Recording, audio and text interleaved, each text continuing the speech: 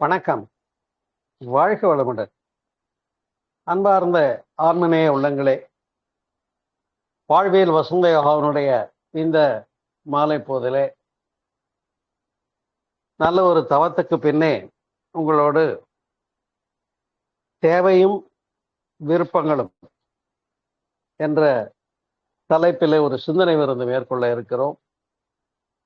இது எளிய ஒரு சிந்தனை தான் என்றாலும் கூட வாழ்க்கைக்கு இன்றைக்கு மிக மிக முதலாவதான ஒரு சிந்தனை தலைப்பு என்று சொன்னால் மிகையாக.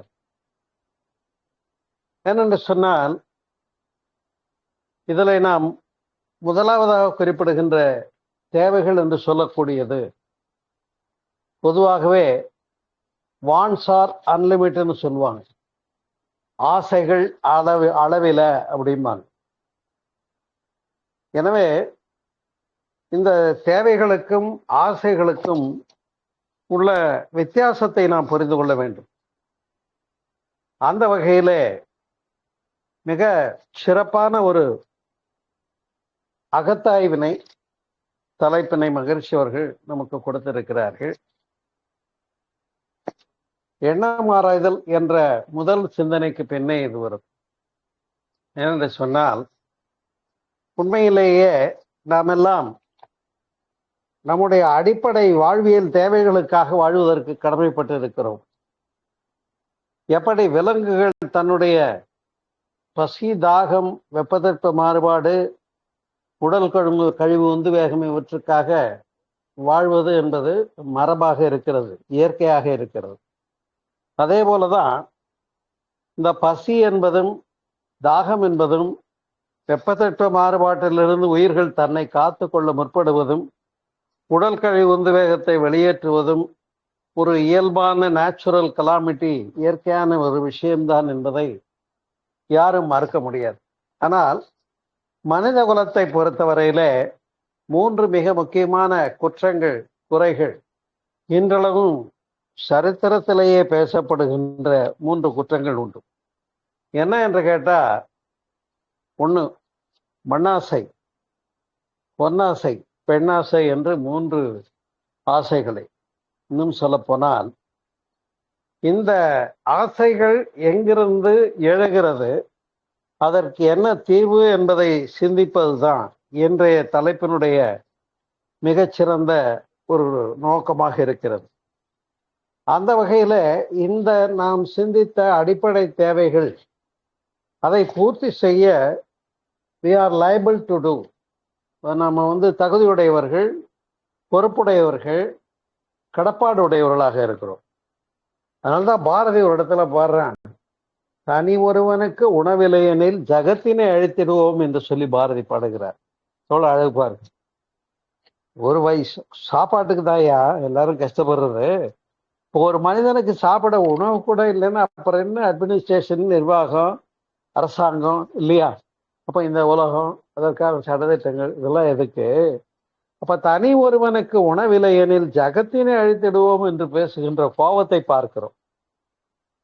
இது தார்மீகமான கோபம்தான் பாரதி மேற்கொண்டு இருக்கிறது. அந்த வகையில இந்த ஒரு நல்லதொரு சீரிய சிறப்பான ஒரு தலைப்பின்படியிலான சிந்தனை மேற்கொள்ளுகிற போது இந்த அடிப்படை தேவைகளை ஒட்டி நமக்கு எழக்கூடிய ஒரு தாகம் ஏற்படக்கூடிய போது நீரை அருந்துதலும், பசி ஏற்படுகிற போது அதற்கான உணவினை எடுத்துக்கொள்வதும், இதெல்லாம் அளவின் பார்ப்பட்டது என்பதை புரிந்து கொள்ள வேண்டியிருக்கிறது. அதுதான் நாம சிந்திக்கிறதே இல்லை. அப்ப எவ்வளவுதான் உணவு எடுத்துக்கொண்டாலும் வயிறு கொள்ளும் அளவு தானே. நல்ல ஒரு 5 ஸ்டார் ஹோட்டல்ல போய் அது 1000 ரூபாய்க்கு உணவு சாப்பிட்டா கூட வயிறு கொள்ளும் மட்டும்தான் உணவு என்று சொல்லக்கூடியது. அதே போல உடை என்று சொல்லக்கூடியது எடுத்துக்கொண்டா, அந்த ஆடம்பரங்களாக இப்ப மன்னர்கள் காலத்துல மகாராணியர்கள்லாம் அவங்க வேறுபாடு இல்லாமல் நிறைய வளத்தோடு வாழ்ந்திருக்கிறார்கள். ஆபரணங்களாக இருக்கட்டும், ஆடைகளாக இருக்கட்டும், அப்படியே எவ்வளவு உடைகளும் வசதிகளும் வளங்களும் இருந்தாலும் நாம உடுத்தி கொள்ள போவதேனோ உடல் சுமக்கு மட்டும்தான். அதுதான் அங்க உள்ள அழகு. அதுக்கு மேல தூக்க முடியாத அளவு சுமந்துக்கிட்டு தெரிய போறது இல்லை. ஏன்னா நமக்கு தெரியும், காந்தியடிகள் குஜராத்திக்காரர், அங்கெல்லாம் பெரிய ஒரு புடவை அளவுக்கு டர்பன் தலையில சுத்திக்குவாங்க. ஆனா அவர் இந்தியா பக்கம் வருகிற போது என்ன ஒரு இடுப்புல அரையாடை மட்டுமே அணிந்து ஒரு உழவன் உழுது கொண்டு இருக்கின்றதை மதுரை பக்கத்துல தான் பார்த்துட்டு அவர் அன்றிலிருந்து அந்த அதிகப்படி உடை உடுத்தி கொள்ளுகின்ற ஒரு வாழ்வியல் நெறியிலிருந்து தன்னை மாற்றிக்கொண்டு அவரும் ஒரு அரையாடை கோலத்திற்கு வந்தார் என்பதை அறியப்படுகிறோம். எனவே அதைத்தான் ஔவையார் அழகா சொல்றாங்க, உண்பது நாழி உடுப்பது 4 முழம் என்பது. 4 முழ வேட்டி போதும் அப்படிங்கிற மாதிரி. உண்பது நாழி என்றால் அந்த நாழி என்பது ஒரு அளவு. இப்போ அந்த அளவு அரிசி சோறு வச்சு அதுக்கு உரிய இணை அம்சங்களோடு சாப்பிட்டாலே போதுமானது. அதுக்கு மேல என்ன சாப்பிட்ற போறோம். அந்த வகையில அதே போல இருப்பிட வசதிகளை பற்றி சிந்திக்கிற போது அது வீட்டுக்கு வீடு வாசப்படின்னு ஒரு அழகான பழமொழி சொல்லுவாங்க. அது சின்ன குடிசையா இருந்தாலும் அதுக்கு ஒரு சின்ன 2 மூங்கில்ல ஒரு வாசப்படி வச்சிருப்பாங்க, மண் செவத்தை ஒட்டி. அதே போல ஒரு நடுத்தர வர்க்க வீடாக இருந்தாலும், ஓட்டு வீடா இருந்தா கூட அதுக்கேற்ற மாதிரி ஒரு சிம்பிளான ஒரு நிலவு வச்சு கதவு போட்டிருப்பாங்க. சில வீடுகளில் தகர கதவு கூட போட்டிருப்பாங்க பார்த்துட்டு. இன்னும் பெரிய வீடுகள் அதற்கேற்றவாறு கொஞ்சம் ஆடம்பரம் தான் கூடி போகும், பாதுகாப்பும் கூடி போகும். இப்படி இந்த மழையிலிருந்தும் வெப்பத்திற்கு மாறுபாடுகளிலிருந்தும் வெயிலிருந்தும் காத்து கொள்வதற்காக மனிதனுக்கு அந்த இல்லம் என்பது, வீடு என்பது தேவைப்பட்டது. அதை வீடு இல்லம் என்று சொன்னோமே தவிர, ஆனால் காலப்போக்கில் அது பங்களா அரண்மனையாக மாறிவிட்டது. ஆனா ஒன்றை புரிந்து கொள்ள வேண்டும், நிற்கிறோம் என்று சொன்னால் நம்முடைய கால அளவு, அமர்கிறோம் என்று சொன்னால் உடல் அளவு, கிடக்கிறோம் என்று சொன்னாலும் அந்த அளவுக்கு தானே நிலத்தை நாம் ஆக்கிரமிப்பு செய்ய முடியும் இல்லையா? ஆனா நிலத்தை எப்படியெல்லாம் ஆக்கிரமிப்பு பண்ணியிருக்காங்கன்றது நமக்கு தெரியும். கூட பழனி கோயில்ல ஒரு பெரிய நிலத்தை கோர்ட்ல எல்லாம் ஜெயிச்சு ரெக்கவர் பண்ணி எடுத்தாங்க, நிறைய ஏக்கர் நிலத்தை. அது மாதிரி இப்ப அந்த மண்ணாசை என்று சொல்லக்கூடியது அந்த நாள்லயே மன்னர்கள் காலகட்டத்திலேயே என்னுடைய ராஜ்யத்தை விரிவாக்கம் செய்ய வேண்டும், என்னுடைய ஆளுமை, என்னுடைய அரசாட்சி பெரிதுபடுத்தப்பட வேண்டும் என்ற நோக்கத்தோடு படை நடத்தினார்கள் என்று சொன்னால், அதிலே மதத்தை பரப்புகிறதும் ஒரு முக்கியமான மற்றொரு காரணியாக இருந்திருக்கிறது மன்னர்கள் காலத்தில். இப்ப அசோகன் புத்த மதத்தை தழுவினார் என்று அறிகிறோம்.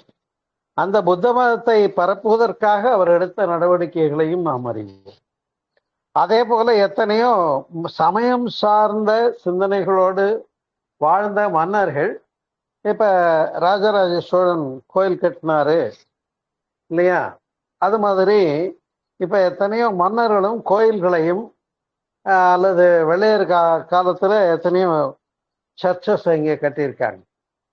போர்ச்சுகீசியர் காலத்துல கோவாவில் ஒரு சர்ச்சை கட்டி அங்கே அழியாத உடம்பு வைக்கப்பட்டு இருக்கிறது. அது மாதிரி சமயம் சார்ந்த பரப்புதலுக்காகவும் கூட நில ஆக்கிரமிப்பு படையெடுத்து மண்ணாசை என்பதை செயல்படுத்தி இருக்கிறார்கள். அதே போல பெண்ணாசையாக இருக்கட்டும், அது ஒவ்வொரு கலாச்சாரத்திற்கேற்ப மாறுபட்டு இருந்தாலும் நம்முடைய கலாச்சாரத்திலே ஒருவனுக்கு ஒருத்தி என்று அதனை முறைப்படுத்தியதுதான் ராமாயணத்தினுடைய தனிச்சிறப்பு என்பதை நாம் அறிவோம். அந்த காப்பியமே ஒருவனுக்கு ஒருத்தி என்ற நெறியை வலியுறுத்துவதற்காக எழுதப்பட்டதை அறிவோம். அந்த வகையிலே அன்புள்ளங்களே, இந்த எழுச்சி இப்ப பார்த்தோம், பசி, தாகம், வெப்பத்தட்ப மாறுபாடு, உடல் கழிவு உந்து வேகம் என்ற எழுச்சி, இது விலங்குகளுக்கும் பொதுவானது, மனிதனுக்கும் பொதுவானது. ஆனால் மனிதன் அதை எவ்வாறு பங்கீடு செய்து கொள்வது என்பதை பற்றிய சிந்தனையை தருவது சமயமும் சமயம் சார்ந்த கருத்துக்களும் ஆகும். அந்த வகையிலே தான் பிறக்கிறோம், இறக்கிறோம். பிறப்பு இறப்பு இவை இடையே உணர்தல் இயக்கமாகி, இந்த ரெண்டு கிடையில தான் லைஃப்னு நம்ம சொல்லிக்கிறோம். அப்ப மரணத்துக்கு பின்னே என்னன்னு நமக்கு தெரியாது. அதை கூட நான் பிறப்புக்கு முன்னும் இறப்புக்கு பின்னும்னு ஒரு நூல் எழுதியிருக்கேன், உங்களுக்கு எல்லாம் தெரியும். அப்படி பிறக்கிறதுக்கு முன்னால எத்தனையோ பெற்றேன் பல்பிறவி பிறர்க்கே உழைத்து ஏழையானேன்லாம் பாடியிருக்காங்க. புல்லாகி பூடாகி புழுவாய் மரமாய் பல்மிருகமாய் பாம்பாகி என்று பேசியிருக்கிறார். எனவே இருக்கின்ற வரையிலே நாம் வாழுகின்ற தேவைகளை ஒட்டி பார்க்கிற போது ஔவையார் சிம்பிளா சொல்லிடுறாங்க, உண்பது நாழி உடுப்பது 4 முழு, இதுக்கு மேல வேற என்னப்பா வேணும்னு கேட்குறாங்க. அப்ப இந்த தேவைகளைத்தான் உணர்ச்சியின் காரணமாக மலர்கிறது தேவைகள்ன்றதை புரிஞ்சுக்கணும். அதை கூட நம்ம என்ன மாதிரி இதெல்லாம் பார்த்துருக்கோம். உணர்ச்சி, தேவை, முயற்சி, செயல், விளைவு, அனுபவம், அப்புறம் அனுபவம், ஆராய்ச்சி, தெளிவு, முடிவு. இப்ப அனுபவம் கடந்து ஆராய்ச்சி, தெளிவு, முடிவு என்று சொல்லக்கூடிய மூன்றும் விலங்குகளுக்கு கிடையாது. ஆராய்ச்சி விலங்குகளுக்கு கிடையாது, தெளிவு கம் டு அன் கன்க்ளூஷன் விலங்குகளுக்கு கிடையாது. ஆனால் மனிதன் மாத்திரமே என்ன செய்ய முடியும் என்பதை நாம் முறையாக மனிதர்கள் சிந்தித்து உணர்ந்து அனுபவிக்க பொறுப்பும் கடமையும் உள்ளவர்களாக இருக்கின்றார்கள். அது எந்த வகையில என்று சொன்னோமே என்று சொன்னால், இப்பொழுது சொன்னது போலத்தான், எவ்வளவுதான் சாப்பிட்டாலும் என்னுடைய பாட்டியார்கிட்ட கேட்பாங்க, தொண்டைக்குழி தாண்டிட்டா அந்த ருசி தெரியுதாடாம்பாங்க. அவ்வளவுதான். அதனால நாக்கு ருசிக்கு அடிமையாக வேண்டாம் என்பது. அதே போல எல்லா இன்பங்களையுமே முந்தையவர்கள் ஆன்மீக நெறியில சிற்றின்பங்கள் என்று வகுத்து இருக்கிறார்கள். அப்ப அதை தாண்டி எட்டர்னல் ப்ளஷர்னு சொல்லக்கூடிய பேரின்பத்தை பற்றி சிந்திப்பதுதான் ஆன்மீக நெறிகளும் தெய்வீக மார்க்கங்களும் என்பதை நாம் அறிந்திருக்கிறோம். அந்த வகையில தான் நாம் எல்லோரும் யோகம், தியானம், மெடிடேஷன் பயில்பவர்களாக இருக்கிறோம். இதனுடைய நன்மை என்ன அப்படின்னு கேட்டா, இப்ப புலன்களின் மீது பழக்க பதிவுகள் ஏற்றப்பட்டு விடுகிறது.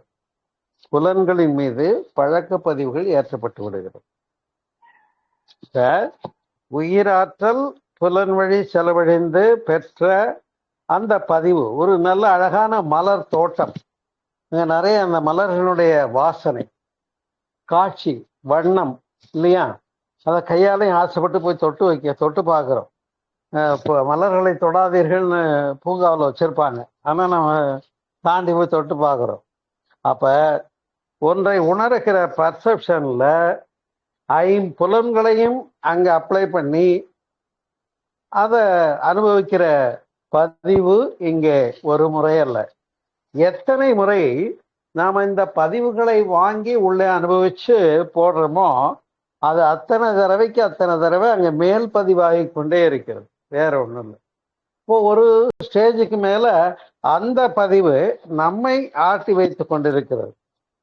இப்ப காப்பி குடிச்சு பழகிட்டாங்க ஒருத்தர், எனக்கு அந்த டயத்துக்கு காலையில காப்பி குடிக்கலைன்னா தலைவலிக்கிற மாதிரி இருக்கும்னு சொல்லுவாங்க. டீ குடிச்சு பழகிட்டாங்க ஒருத்தர், சாயந்தரம் 4 மணிக்கு டீ குடிச்சு பழகியாச்சு, அது இல்லைன்னா ஒரு மாதிரி கஷ்டமா இருக்குன்னு சொல்றாங்க.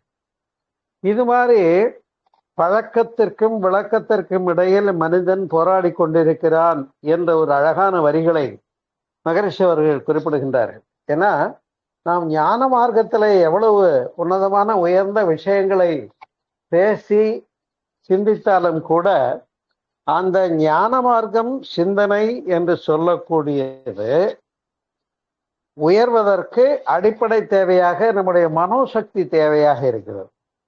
மனோசக்தி என்று சொல்லக்கூடியது என்னன்னா, யோகா செய்யும் போது நம்முடைய மனம் எது ஒன்றை எண்ணுகிற போதே அதனிலே விழிப்புணர்வு கொள்ள வேண்டும் என்பது. இப்ப நாம எல்லாம் தவம் பண்ணோம், தவத்தில் ஆகிற தவம் பண்ணோம் இல்லையா? அப்ப அந்த புருவ மத்தியிலே தவம் செய்கின்ற உணர்வு என்று சொல்லக்கூடியது நம்முடைய 5 புலன்களின் மீது நம்முடைய ஆளுமையை பெற்றுத்தரக்கூடியது. ஆகினால தவம் பண்ணா சொல்லுவாங்க ராஜராஜேஸ்வரின்னு சொல்லுவாங்க. 3 தெய்வங்கள் சொல்லுவாங்க. கல்விக்கு சரஸ்வதியும், வீரத்திற்கு துர்க்கையும், இங்கே லட்சுமி செல்வத்திற்கும் என்று சொல்லுவார்கள். ஆனால் 3ம் தனியே நின்று போராடிய போது அசுரனை ஜெயிக்க முடியவில்லை. அதுதான் நவராத்திரியில 3ம் ஒன்றாகி ராஜராஜேஸ்வரியாக, அங்கே அம்பிகையாக அங்கே வந்து அந்த அசுரனை வென்றதாக சொல்லுவார்கள். இது என்னன்னா, நம்முடைய மனம் என்ற 6வது காரணி அது. அதாவது மெய்யுணர்வு, வாசனை உணர்வு, பார்த்தல் உணர்வு, கேட்டல் உணர்வு, சுவை உணர்வு என்றெல்லாம் சொல்லக்கூடிய 5 உணர்வுகளுக்கு அப்பாற்பட்டு மனம் என்ற ஒன்று என்ன பண்ணுதுன்னு சொன்னா, அதை பழக்க பதிவாக மேற்கொண்டு விட்டு எனக்கு இப்படி இருந்தாதான் இருக்க முடியும்னு அங்க என்ன எழுது, மைண்ட் செட்டுன்னு சொல்லுவாங்க பாருங்க. மைண்ட் செட்டுன்னு சொல்லுவாங்க. மனதில் இப்படித்தான்னு ஃபிக்ஸ் பண்ணிட்டா அது அப்படியே நின்று போகும். அப்ப அது மாதிரி என்ன ஆயிரும், பழக்கத்திற்கும் விளக்கத்திற்கும் இடையில் மனிதன் போராடி கொண்டிருக்கிறான்.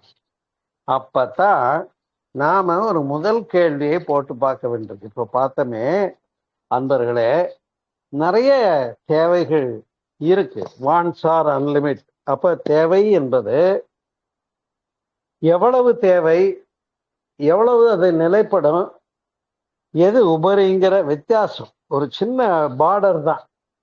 அதாவது உறவு துறவும்பாங்க மகரிஷி. அதை ரொம்ப அழகா, உறவு துறவு. உறவு வேணுமா வேணாமா? நம்ம காவி உடுத்தி இல்லை, நமக்கும் உணவு வேணும், துணி வேணும், இருப்பிட வசதி வேணும், இல்லறம் வேணும், மக்கட்பேர்களை கவனிக்கணும், அதுக்காக பொருள் ஈட்ட வேண்டும். அப்போ குடும்பத்தினுடைய தர்மம் அதுவாக இருக்கிறது. ஆனால் அந்த தேவைகளுக்கும் அழிப்புக்கும் இடையில உள்ள இடைவெளினா என்னன்னு கேட்டா சம்பள பிரச்சனை தான், வேற ஒன்றும் இல்லை. வருமானம் என்று சொல்றோம் இல்லையா? அப்ப அந்த வரவு வருமானம் என்று சொல்லக்கூடியது தேடுதல், முயற்சி, தொழில் கையில் எடுக்கிறான், பொருள் தேடி ஓட ஆரம்பிக்கிறான். எப்ப ஒரு 20, 21 வயசுல 25 வயசுல ஓட ஆரம்பிக்கிறான்னு வச்சுக்கோ. இப்படி அந்த தேடுதல் என்ன ஆகுது, எவ்வளவு பொருளாதாரத்தை ஒரு அடிப்படையாக மனிதன் ஒரு 5 பேர் கொண்ட குடும்பம்னு வச்சுக்கோங்க. அதுக்கு ஒரு வீட்டில் ஒரு 5 பேர் தான் இருப்பாங்க மினிமம்னு வச்சுக்கோங்க. மேக்சிமம் வேண்டாம், அதுக்கும் கீழேயும் வேண்டாம். அப்ப அந்த 5 பேர் கொண்ட குடும்பத்தினுடைய தேவைகளை எவ்வளவுக்குள்ள முடிச்சுக்கலாம்னு ஒரு பட்ஜெட் போட முடியுமா இல்லையா? இது ஒரு பொதுவான கணிப்பீடு செய்ய முடியும். அப்ப இது வாழ்ந்தே பார்க்கிறாங்க, இவ்வளவு இருந்தா போதுங்கிறது அடிப்படை தேவையாகுது. அப்ப அந்த அடிப்படை தேவைகளுக்குள் வாழ பழகி கொள்ளுதல் என்பது, அப்பதான் சிந்தனையே என்பது அங்கே இல்லாத போது, சீர்தூக்குதல் என்பது அங்கே இல்லாத போது, பகுத்தறிவு என்பது இல்லாத போது, அங்கே விரும்பியனவெல்லாம் வேண்டும் என்கின்ற மனோபாவம் வருகிற போதுதான் நாம் சொன்ன மண்ணாசை, பெண்ணாசை, பொன்னாசை 3 வந்து அந்த ஹிஸ்டரியிலேயே ஆட்டி வச்சிருக்கு மன்னர்களை. அப்ப அதுல இருந்து தெளிவு பெற வேண்டும் என்பதற்காக இது போல நாம் வாழ்கிறோம். இப்ப வரவு எட்டனா செலவு பத்தனா அப்படிங்கிறாங்க. வரவு எட்டனா செலவு பத்தனா அப்படின்னா என்னன்னு கேட்டா, வரவுக்கு மேல செலவு போச்சுன்னா துன்பம்தான். இப்ப நமக்கு அடிப்படையாக ஒரு 5 பேர் கொண்ட குடும்பத்துக்கு ஒரு 25,000 ரூபாய் 30,000 ரூபாய் இருந்தா நடத்திக்கலாம் குடும்பத்தை அப்படின்னு சொன்னா, இதுக்கு மேற்கொண்டு வரல, பத்தலை அந்த குடும்பத்துக்கு. உழைக்கிறவர் ஒரு ஆளு, அம்மா அப்பா இருக்காங்க, மனைவி இருக்காங்க, குழந்தைங்க இருக்காங்க. இப்ப என்னாச்சு, ஈட்டல்ல ஒருத்தர் தான் இருக்காரு. அப்ப அவருடைய ஈட்டல்ல ஒரு 25,000 30,000 தான் கொண்டு வந்து சேர்க்க முடியுது. ஆனா அங்க தேவைகள் என்ன ஆயிடுது, 30க்கு மேல போகும்போது அது 40 ஆச்சு 50 ஆச்சுன்னா அந்த 20,000 ரூபாய் 15,000 ரூபாய்க்கு உரிய சுமைய அவங்க தேடிக்கிறாங்கன்னு அர்த்தம். இதைதான் முதல் கேள்வியாக தேவைதானான்னு பார்க்க சொல்றாங்க குடும்பம் நடத்துறவங்கள. முதல் கேள்வியாக தேவைதானா, இது ஒன்றை நாம் டிசையர் ஆசை விருப்பம் முன் வைக்கிறோம்னு சொன்னாலும் இது தேவைதானா? ரெண்டாவது கேள்வி, வாய்ப்பு வசதி உண்டா? மூணாவது, பின்விளைவு என்ன? அப்புறம் நமது தகுதி என்ன? அப்ப தேவைதானா, வாய்ப்பு வசதி உண்டா, பின்விளைவு என்ன, நமது தகுதி என்ன? அழகான இந்த ஒரு வரிசையான சிந்தனை எடுத்துக்கொண்டோமே என்று சொன்னால், தேவைதானான்னு கேட்டா எதை தேவையில்லைன்னு சொல்லுவீங்க பார்ப்போம், இல்லையா? நான் கூட அடிக்கடி நினைப்பேன், பழனியில இந்த கடைசியிலிருந்து கடைவீதின்னு தொடங்கி காந்தி ரோடுன்னு கண்டினியூ ஆகி அந்த கடைசி வரைக்கும் இருக்கு. நீண்ட ஒரு கடைவீதியை பார்க்கிறோம். இந்த கடைவீதியில போய் எந்த கடையில தேவையில்லாத பொருளை வைப்பானா? சார் வாங்க, உங்களுக்கு தேவையில்லாத பொருள்லாம் வச்சிருக்கோம் யாராவது சொல்லுவாங்களா? யாரும் சொல்ல மாட்டாங்க. வாங்க சார், உங்களுக்கு வேண்டியதெல்லாம் நாங்கள் வச்சிருக்கோம். அது ஜவுளி கடையா இருக்கட்டும், மளிகை கடையா இருக்கட்டும், நகைக்கடையாக இருக்கட்டும், இல்லையா நவதானிய கடையா இருக்கட்டும், எந்த பொருள்களுக்குரிய கடைகளாக இருந்தாலும் உங்களுக்கு தேவையான எல்லாம் வச்சிருக்கேன்னு சொன்னா அதுக்காக போய் நீ கடையில் இருக்கிறதெல்லாம் வகைக்கு ரெண்டு ரெண்டு போடுன்னா கூட லாரி வாங்கிட்டு வந்தாலே, லாரி வச்சு ஏற்றிட்டு வந்தாலே பத்தாது. அப்ப அதைத்தான் வான்சார் அன்லிமிட்னு சொன்னாங்க. அளவில்லாத ஆசைகள் இருக்குமானால் எவ்வளவு இருந்தாலும் அங்கே 1000 இருந்தும் வசதிகள் இருந்தும் நோ பீஸ் ஆஃப் மைண்டுங்கிற ஒரு நிலைமை ஏற்பட்டு விடுகின்ற ஒரு துன்பத்தை பார்க்கிறோம். அப்ப வருமானத்திற்கு ஏற்ப தன்னுடைய தேவைகளை ஒழுங்குபடுத்தி கொள்ளுகிற கலையைத்தான் தேவைதானா, வாய்ப்பு வசதி உண்டா, நமது தகுதி என்ன? நமது தகுதின்னு சொல்லும் வாய்ப்பு வசதி உண்டான்னா இப்போ போனா நீங்க ஒன்றும் எடுத்துட்டு போங்க பொருளை, முன்னாடி கூட பெருசாக கட்ட வேண்டியது இல்லைன்னு சொல்லுவோம். ₹1 கட்டிட்டு எடுத்துட்டு போங்கம்மா. ஆனால் அவங்க போடுற கண்டிஷனில் அப்புறம் அதை எப்படி பொருளை திருப்பி பணம் கட்டலைன்னா கிளைம் பண்ணிக்கிறதுன்னு அவங்களுக்கு தெரியும். அது மாதிரி வாய்ப்பு வசதி உண்டான கடன் வாங்கிடலாம், அப்புறம் அந்த கடனுக்கு வட்டி ஆகும், இல்லையா? உண்டா இல்லையா? அப்ப ஆசைப்பட்டதை வாங்குறதுக்கு வட்டிக்கு வாங்கி அட்டியை செய்தாலாம், அட்டியை வித்து வட்டி கட்டினாலாம்னு ஒரு பழமொழியே உண்டு. இது மாதிரி தான் இன்றைய காலகட்டத்திற்கு மக்கள் ஆசைகளை எல்லாம் அதிகரித்து கொண்டே போகிறார்கள். ஒரு ஸ்டேஜுக்கு மேல அதுவே மைண்ட் செட் ஆகிடுது. அப்ப எனக்கு ஒவ்வொரு தீபாவளிக்கும் இவ்வளவு வசதிகள் வேணும், ஒவ்வொரு விசேஷங்களுக்கு போகும்போதும் இவ்வளவு ஆடம்பரங்கள் வேண்டும். இது மாதிரி ஏன் அதை எளிய வாழ்க்கை வாழ முடியாது? ஒரு காந்தியத்தை பின்பற்றுகின்ற அன்பர்களாக இருக்கட்டும், கதர் அடை போதும்னு முடிச்சுக்கிறாங்க சிம்பிளா. ஆனா நாம தான் என்ன பண்றோம், விதவிதமா கலர் கலரா போட்டுக்கணும்னு நினைக்கிறோம், கட்டிக்கணும்னு நினைக்கிறோம். அப்போ அது மாதிரி அந்த தேவைகள் அதிகமாகி கொண்டே போகிறது. அப்போ அதை சீரமைப்பதற்கு என்ன பண்ண வேண்டியிருக்கு, அதை வாய்ப்பு வசதி உண்டான்னா கடன் வாங்கிடலாம், பின்விளைவு பார்க்கலன்னா தான் கஷ்டம். பின்விளைவு என்ன? அப்ப கடன் அதிகமாகிறது, வட்டி கட்ட முடியல, வருமானம் ஸ்டாண்டர்டாக தான் இருக்கு. இப்ப இங்க என்ன அந்த வரம்பை புரிந்து கொள்ள வேண்டி இருக்கிறது. உறவின் முறையில் கண்ட உண்மை நிலை தெளிவே துறவுன்னு மகரிஷி சொல்றாங்க. துறவுனா துறந்துட்டு போறது துறவு இல்லை. இளரத்து இருந்தும் இதயமடைக்க வல்லவன் தானே மகா யோகின்னு பாடுறாங்க.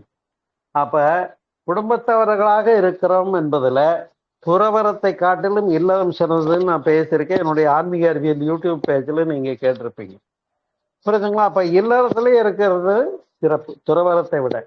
ஆனால் இல்லறத்தில் இருக்கிறோம் என்று சொன்னால் அந்த இல்லறத்தில் இருந்து கொண்டு அதை நல்லறமாக நடத்தக்கூடிய வலிமை நம்முடைய வில்பவர் தான். அந்த வில்பவரை யோகம் தியானம் நமக்கு தருகிறது. எனவே தான் இங்க சீர்தூக்குகிறோம். தேவைதானா, வாய்ப்பு வசதி உண்டா, பின்விளைவு என்ன?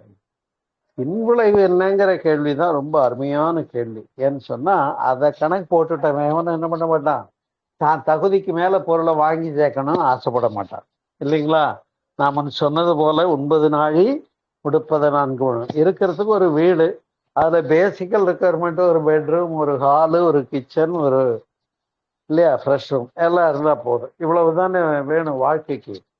ஆனால் மனிதன் எப்படி எஸ்டிமேட் போடுறான், அப்படியே இன்னும் கொஞ்சம் அந்த இடத்துல ஒரு டைனிங் ஹாலு, அப்படியே இந்த இடத்துல இன்னொரு அடிஷனல் பெட்ரூமு அப்படின்னு தன்னுடைய வாழ்க்கை வளங்களை எல்லாம் மேம்படுத்தி கொள்ள முற்படுகின்றதாக நினைத்து வரவுக்கும் செலவுக்கும் உள்ள இடைவெளியை கணக்கு போட்டு எச்சரிக்கை உணர்வோடு வாழ்க்கை நடத்த தவறி விடுகிற போது கடன் சுமை அதிகமாகி அதனாலேயே தற்கொலை முயற்சிக்கு முயன்றவர்களை பற்றி எல்லாம் நாம் அறிந்திருக்கிறோம் இல்லையா? அப்ப அந்த இடத்துலதான் ஒரு விழிப்புணர்வு தேவைப்படுகிறது வாழ்க்கையில. Each and every steps of our life, each and every walks of our life, நம்முடைய வாழ்க்கையில விழிப்புணர்வு இல்லைன்னா துன்பம்தான். எல்லா எண்ணம் சொல் செயல் மூன்றிலையும் விழிப்புணர்வுக்கு தானே துரிய தவம் செய்யறோம். அதனால துரிய நிதானம் விடாதிரு நான் அடிக்கடி சொல்ற ஒரு விஷயம்தான். அப்ப அந்த விழிப்புணர்வு என்று சொல்லக்கூடியது எண்ணத்திலும் வருகிறது, சொல்லிலும் வருகிறது, செயலிலும் வர வேண்டும். இப்படி வந்துச்சுன்னு சொன்னா தேவையும் விருப்பமும், விருப்பங்கள் அளவோடு இருக்குமானால் அனுமதிக்கத்தக்கதே. விருப்பங்கள் அளவுக்கு அதிகமாக போச்சுன்னு சொன்னா என்ன ஆயிடுது? அதுக்கு பேரே மாறிடுது, பேராசை என்று பெயர். ஆசை கொள்ளலாம். ஆசையர் மீன்கள் ஆசையர் மீன்கள் இஸ்னோடாயினும் ஆசையர் மீன்கள் சொன்னாங்க, அது வேற சப்ஜெக்ட் அது. ஆனால் ஆசை இல்லாமலே இருக்கணும்னு சொன்னாங்களா? துறக்க சொல்லல, அளவோட கொள்ளுனாங்க. அப்ப அந்த அளவு முறை தான் தேவையும் விருப்பமும் அந்த இடைவெளியை புரிஞ்சுக்கிற ஒரு டெக்னிக்கை நமக்கு வேதாத்திரி மகிழ்ச்சி இந்த அழகான சீர்தூக்குதல் மூலமாக தேவைதானா, வாய்ப்பு வசதி உண்டா, பின்விளைவு என்னன்னு 3 கேள்வி கேட்க சொல்லி கடைசியா 4வதா ஒரு சீர்தூக்கல் என்ன தெரியுமா? நமது தகுதி என்னன்னு ஒண்ணு கேட்க சொல்றாங்க. அதுல 5 காரணிகள் இருக்கிறது. இப்ப உடல் பலத்துக்கு ஏற்றவாறு அங்க என்ஜாய் பண்ணிக்கிறதுக்குரிய தேடுதல்களை அமைத்துக் கொள்ள வேண்டும். உடல் பலம் கம்மியா இருக்கிறவங்க அதுக்கேற்ற மாதிரிதான் அனுபவிக்கிறதுக்கு ஆசைப்படணும். அதே போல வயது இல்லையா? அதே போல கல்வி, இப்படி பொருளாதாரம், உடல் வலு, கல்வி, வாழ்க்கை வளங்கள், இது போன்ற விஷயங்கள் எல்லாம் நம்ம தகுதி என்ன அப்படிங்கிறத நாம சீர்தூக்கி வாழக்கூடிய ஒரு கெப்பாசிட்டிய நாம வளர்த்து கொள்ளவில்லை என்று சொன்னால் அங்கே அந்த ஆசைகள் பேராசைகளாகி, பேராசை அதிகமாகும் போது என்ன ஆகும்? நிராசையாகும். நிராசையான என்ன ஆகும்? என்னையா நான் வாழ்க்கையில ஆசைப்பட்டேன் கிடைக்கலன்னு அந்த டிப்ரெஷன் அதிகமாகி ஆசையே துன்பத்திற்கு காரணம்னு புத்தர் சொன்ன நிலைமை வந்துடும். ஆசையே துன்பத்திற்கு காரணம்னு புத்தர் சொல்றாரா இல்லையா? ஆசையே துன்பத்திற்கு காரணம், துன்பத்திற்கு காரணம் ஆசை, ஆசையை ஒழிக்க வேண்டும்னாரு. அது எல்லா ரைட்டையும் ஆசையை ஒழிக்கத்தான் முடியுது. அதுதான் சீரமைத்தல்னு வேதாத்திரி மகிழ்ச்சி கொடுத்தாங்க. ஆசைகளை சீரமைத்து வாழ்வீர்களாக என்று சொல்லுகின்ற ஒரு சிறப்பான ஒரு சிந்தனையை ஒவ்வொரு மனிதனும் தன்னுடைய குடும்ப நெறியில பின்பற்றி அதனை ஒரு குடும்ப தலைவர் மட்டும் கையில எடுத்தா வெற்றி பெறுவதில்லை. அதுல இன்னொரு பக்கம் என்ன இருக்காங்க, பெட்டர் ஆஃப்னு சொல்லி வாழ்க்கை துணை இருக்காங்க இல்லையா? அப்ப அந்த தலைவனும் தலைவியுமாக சேர்ந்து இந்த சிறிய சிந்தனையை கையில எடுத்து அப்ப முறையோடு நடத்தக்கூடியது. அதுல கூட சொல்லுவாங்க, குழந்தைகளை வளர்த்தும் போது ஒரு ஆர்வ மிகுதியினால கேட்டதெல்லாம் வாங்கி கொடுக்குறாங்களாம் பெற்றவங்க.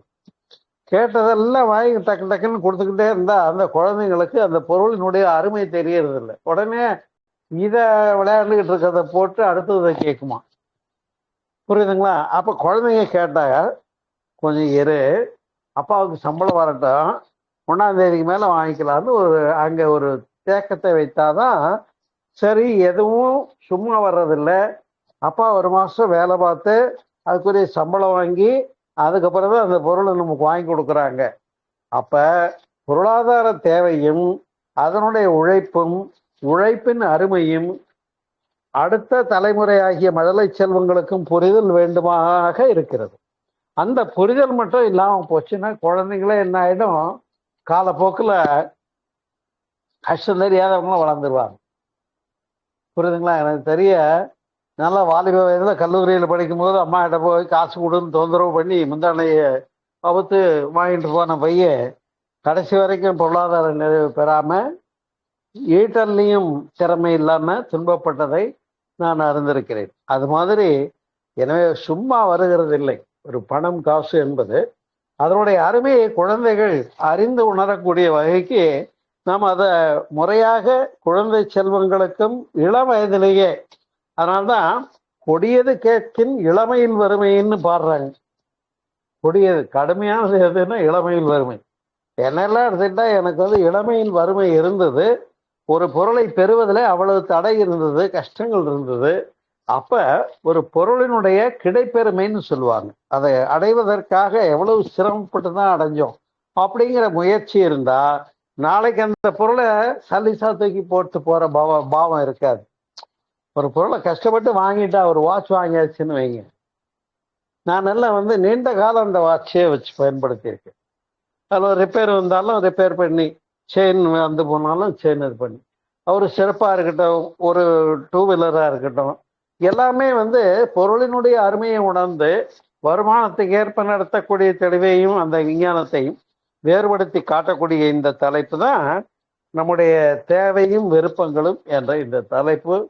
இந்த தலைப்பிலான ஒரு சிந்தனையை மேற்கொண்டவர்களுக்கு குடும்ப அமைதி கிடைக்கும். ஒரு பெரிய கிஃப்ட் என்னன்னா, தனக்கும் நான் கரெக்டாக தான் போயிட்டு இருக்கேங்கிற ஒரு தெளிவு, குடும்பத்திலையும் சரிவர குடும்பத்தை மெயின்டைன் பண்ணக்கூடிய கெப்பாசிட்டி கிடைக்கும். கீழே வர அடுத்த ஜெனரேஷனுக்கும் இந்த இன்ப துன்பங்களிலே தன்னை முறையாக நடத்தி கொள்ளக்கூடிய பேராண்மை கிடைக்கும். ஏன்னா அப்பா எவ்வளோ கஷ்டப்பட்டு இந்த பொருளை ஈட்டி நமக்கு இதை வாங்கி கொடுத்துருக்காங்கன்னு கஷ்டம் தெரிஞ்சாலும் அந்த குழந்தைங்களுக்கு அந்த பொருள் மீது உள்ள ஒரு டிவோஷன், ஒரு நெசசிட்டி புரியறதுக்கு வாய்ப்பு இருக்குங்கிறதையும் நாம் குறிப்பிட்டோம். எனவே இந்த வகையில் தேவைதானா, வாய்ப்பு வசதி உண்டா, பின்விளைவு என்ன, நமது தகுதி என்ன, தேவைதானான்னு கேட்டால் எதுவுமே தேவையில்லைங்கிறது இல்லை. கடை வீதியில் போனால் எல்லா கடையிலும் உள்ள எல்லா பொருளும் லாரியிலே உணர்ந்து வீட்டில் இறக்கிடலாம். ஆனால் நாம பேயிங் கெப்பாசிட்டி இருக்காங்கிறத முக்கியம். அப்போ பேயிங் கெப்பாசிட்டிக்கும் நம்முடைய ஆசைகள்னால ஏற்படக்கூடிய டிமாண்டுக்கும் தேவை அழைப்பு இவை இரண்டின் இடைவெளியே கவலை. இந்த இடைவெளி அதிகமானா கவலை அதிகமாகிறது, துன்பம் அதிகமாகுது, துன்ப உணர்வு அதிகமாகிறது. எனவே துன்ப உணர்வோடு எல்லாரும் நடந்து கொண்டு இருக்கக்கூடியவர்களையும் பார்க்கிறோம். அவர்கள் தோல்வி பெற்றவர்கள். எனவே நம்முடைய மகரிஷி அவர்களுடைய கருத்தை எல்லாம் இதையெல்லாம் சிந்திக்கின்ற போது எப்படி வாழ வேண்டும் என்ற ஒரு நெறிமுறைகளை முறையாக புரிந்து அந்த நெறிமுறைகளை கடைபிடித்து வாழ்கின்றவர்கள் வாழ்க்கையில் வெற்றி பெற்றவர்களாக இருக்கின்றார்கள். அப்படிப்பட்ட வெற்றியும் மகிழ்ச்சியும் தரக்கூடியதுதான் நிறைவு என்று சொல்லக்கூடியது. உள்ளதில் நிறைவுன்னு சொன்னாங்க.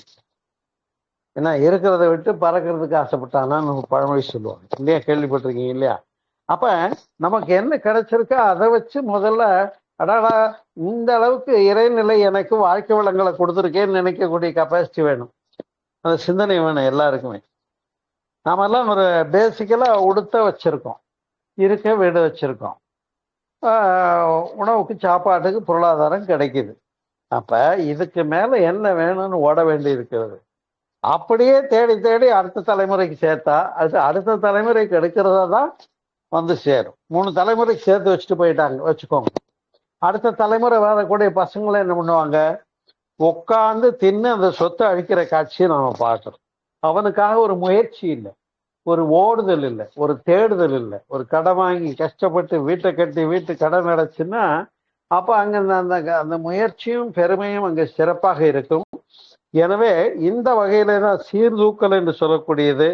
தேவைகளும் விருப்பங்களும் வித்தியாசப்பட்டாலும் அந்த வித்தியாசத்தை குறைத்து சீர்தூக்கி நம்மிடத்துல இருக்கக்கூடிய அறிவு என்று சொல்லக்கூடிய மேம்பட்ட ஒரு சிறப்பான பண்பின் காரணமாக நம்மை உயர்ந்த வகையில் நடத்தி கொள்வதற்கு நாம் கடமைப்பட்டவர்களாக இருக்கிறோம்.